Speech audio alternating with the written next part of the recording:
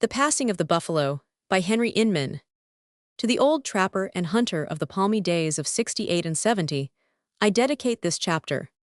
That time is now faded into the past, and so far faded indeed, that the present generation knows not its sympathy nor its sentiment. The buffalo, as my thoughts turn to the past, the memory of their age, if I may so call it, crowds upon me. I remember when the eye could not measure their numbers. I saw a herd delay a railroad train from 9 o'clock in the morning until 5 o'clock in the afternoon. Countless millions, divided by its leaders and captains like an immense army. How many millions there were, 180 none could guess. On each side of us, and as far as we could see, our vision was limited only by the extended horizon of the flat prairie. The whole vast area was black with the surging mass of affrighted animals, as they rushed onward to the south in a mad stampede.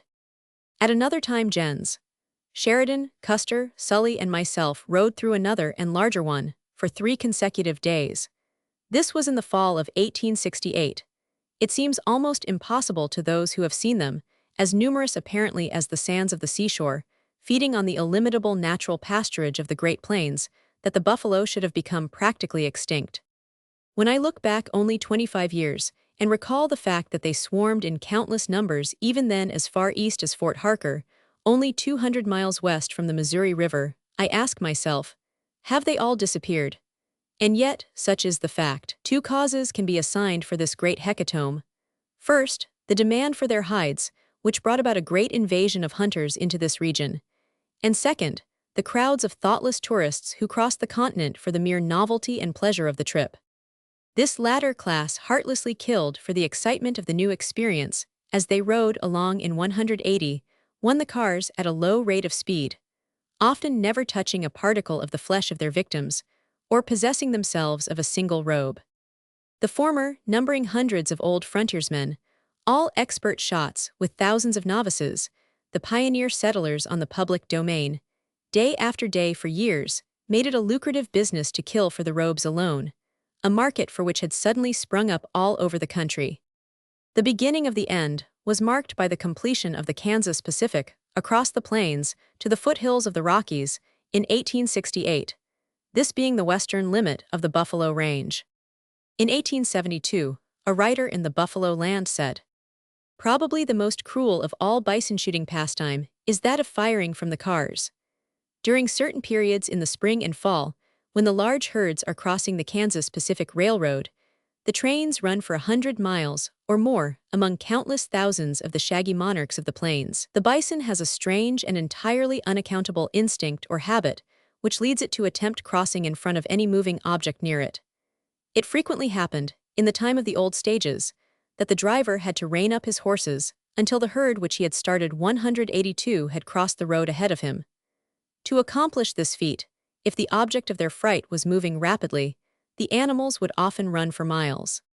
When the iron horse comes rushing into their solitudes and snorting out his fierce alarms, the herds, though perhaps half a mile from his path, will lift their heads and gaze intently for a few minutes toward the object thus approaching them with a roar which causes the earth to tremble, and enveloped in a white cloud that streams further and higher than the dust of the old stagecoach ever did. And then, having determined its course, instead of fleeing back to the distant valleys, away they go, charging over the ridge across which the iron rails lie, apparently determined to cross in front of the locomotive at all hazards. The rate per mile of the passenger trains is slow upon the plains, and hence it often happens that the cars and buffaloes will be side by side for a mile or two, the brutes abandoning the effort to cross only when their foe has emerged entirely ahead. During these races the car windows are opened, and numerous breechloaders fling hundreds of bullets among the densely crowded and fast-flying masses. Many of the poor animals fall, and more go off to die in the ravines. The 183 train speeds on, and the act is repeated every few miles until Buffalo Land is passed. Almost with prophetic eye he continued, "Let this slaughter continue for 10 years, and the bison of the American continent will become extinct. The number of valuable robes and pounds of meat which would thus be lost to us and posterity will run too far into the millions to be easily calculated. All over the plains, lying in disgusting masses of putrefaction along valley and hill, are strewn immense carcasses of wantonly slain buffalo. They line the Kansas Pacific Road for 200 miles.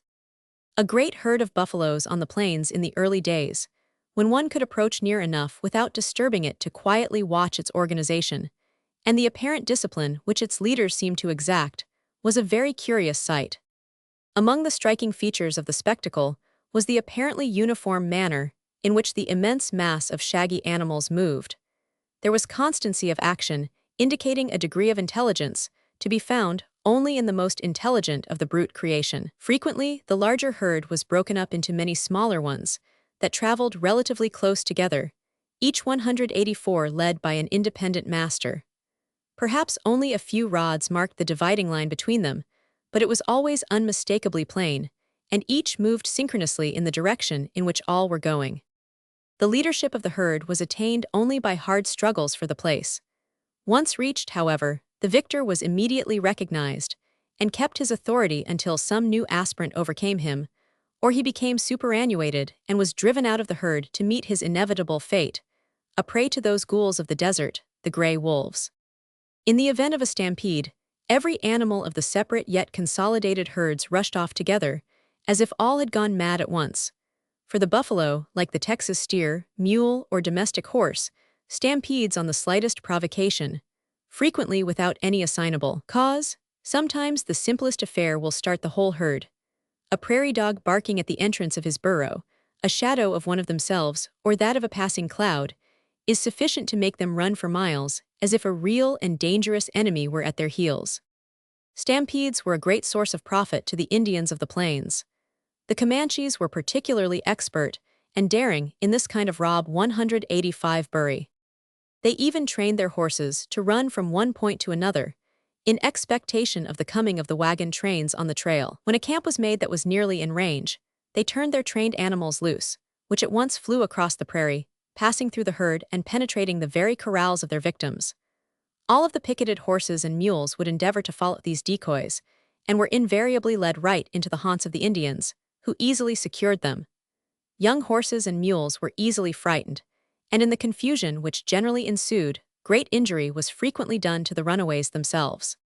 At times when the herd was very large, the horses scattered over the prairie and were irrevocably lost, and such as did not become wild fell a prey to the wolves. That fate was very frequently the lot of stampeded horses bred in the States, they not having been trained by a prairie life to care for themselves. Instead of stopping and bravely fighting off the bloodthirsty beasts, they would run. Then the whole pack were sure to leave the bolder animals and make for the runaways, which they seldom failed to overtake and dispatch. Like an army, a herd of buffaloes put out V-186 dets to give the alarm in case anything beyond the ordinary occurred.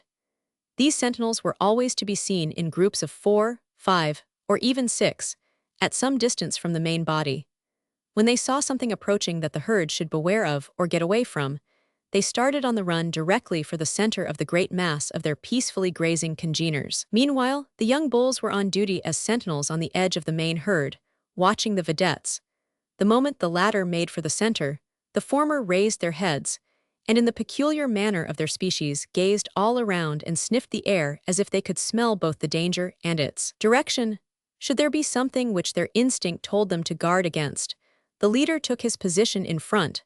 The cows and calves crowded in the center, while the rest of the males gathered on the flanks and in the rear, indicating a gallantry that might be imitated at times by the genus Homo. Generally, buffalo went to their drinking place, but once a day, and that late in the afternoon. Then they ambled along, following each other in single file, which accounts for the many trails on the plains, always ending at some stream or lake. They frequently traveled 20 or 30 miles, 187 for water, so the trails leading to it were often worn to the depth of a foot or more. That curious depression so frequently seen on the Great Plains, called a buffalo wallow, is caused in this wise. The huge animals paw and lick the salty, alkaline earth, and when once the sod is broken, the loose soil drifts away under the constant action of the wind. Then, year after year, through more pawing, licking, rolling, and wallowing by the animals, the wind wafts more of the soil away, and soon there is a considerable hole in the prairie. Many an old trapper and hunter's life has been saved by following a buffalo trail when he was suffering from thirst. The buffalo wallows usually retain a great quantity of water, and they have often saved the lives of whole companies of cavalry, both men and horses. There was, however, a stranger and more wonderful spectacle to be seen every recurring spring during the reign of the buffalo. Soon after the grass had started, there were circles trodden bare on the plains, thousands, yes, millions of them, which the early travelers, who did not divine their cause, called fairy rings. From the 1st of April until the middle of May was the wet season. You could depend upon its recurrence 188 almost as certainly as on the sun and moon rising at the proper time. This was also the calving period of the buffalo, as they, unlike our domestic animals, only rutted during a single month. Consequently, the cows all calved during a certain time. This was the wet month, and as there were a great many gray wolves that roamed singly or in immense packs over the whole prairie region, the bulls, in their regular beats, kept guard over the cows while in the act of parturition, and drove the wolves away, walking in a ring around the females at a short distance, and thus forming the curious circles. In every herd at each recurring season, there were always ambitious young bulls that came to their majority, so to speak, and these were ever ready to test their claims for the leadership. So that it may be safely stated that a month rarely passed without a bloody battle between them for the supremacy, though, strangely enough, the struggle seldom resulted in the death of either combatant. Perhaps there is no animal in which maternal love is more strongly developed than in the buffalo cow. She is as dangerous with a calf by her side as a she-grizzly with cubs. The buffalo bull that has outlived his usefulness 189 is one of the most pitiable objects in the whole range of natural history. Old age has probably been decided in the economy of buffalo life as the unpardonable sin. Abandoned to his fate, he may be discovered in his dreary isolation near some stream or lake where it does not tax him too severely to find good grass, for he is now feeble, and exertion an impossibility. In this new stage of his existence, he seems to have completely lost his courage. Frightened at his own shadow, or the rustling of a leaf, he is the very incarnation of nervousness and suspicion. Gregarious in his habits from birth, solitude, foreign to his whole nature, has changed him into a new creature, and his inherent terror of the most trivial things is intensified to such a degree that if a man were compelled to undergo such constant alarm, it would probably drive him insane in less than a week. Nobody ever saw one of these miserable and forlorn creatures dying a natural death, or even heard of such an occurrence. The cowardly coyote and the gray wolf had already marked him for their own, and they rarely missed their calculations. Rising suddenly to the top of a divide with a party of friends in 1866, we saw standing below us in the valley an old buffalo bull, the very pick 190 tour of despair. Surrounding him were 7 gray wolves in the act of challenging him to mortal combat. The poor beast, undoubtedly realizing the hopelessness of his situation, had determined to die game. His great shaggy head, filled with burrs, was lowered to the ground as he confronted his would-be executioners. His tongue, black and parched, lolled out of his mouth, and he gave utterance at intervals to a suppressed roar. The wolves were sitting on their haunches in a semicircle immediately in front of the tortured beast, and every time that the fear-stricken buffalo gave vent to his hoarsely modulated groan, the wolves howled in concert in most mournful cadence. After contemplating his antagonists for a few moments, the bull made a dash at the nearest wolf, tumbling him howling over the silent prairie. But while this diversion was going on in front, the remainder of the pack started for his hind legs to hamstring him. Upon this, the poor beast turned to the point of attack, only to receive a repetition of it in the same vulnerable place by the wolves, who had as quickly turned also and fastened themselves on his heels again. His hind quarters now streamed with blood, and he began to show signs of great physical weakness. He did 191 not dare to lie down. That would have been instantly fatal. By this time, he had killed 3 of the wolves, or so maimed them that they were entirely out of the fight. At this juncture, the suffering animal was mercifully shot, and the wolves allowed to batten on his thin and tough carcass.